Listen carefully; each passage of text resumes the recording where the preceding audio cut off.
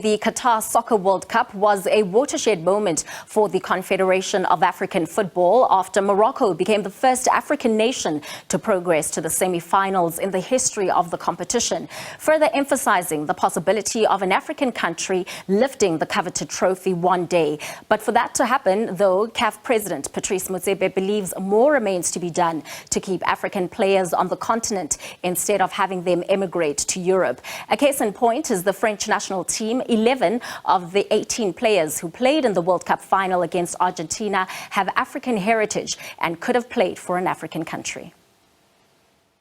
You feel proud to see players from the continent playing all over the world and doing well. Of course, we'd much rather have them play for our national teams, and that's one of the main reasons for the African Super League. We want to keep the brightest, most talented, most gifted African players in Africa, playing for their nations, playing for their clubs, but we've got to pay them well. We've got to compete, and that's why we are raising, getting sponsors, partners, investors, to make sure that we can really pay our players, our coaches, and those who are involved in African football, pay them very, very well, keep them in the continent.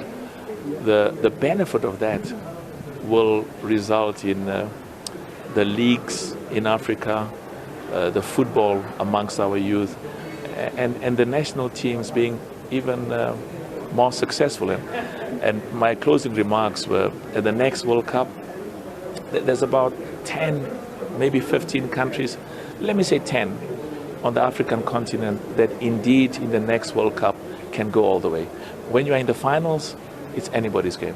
So the objective that we set ourselves, that an African nation must win the World Cup and be champions of the world, is within reach, and the future looks bright.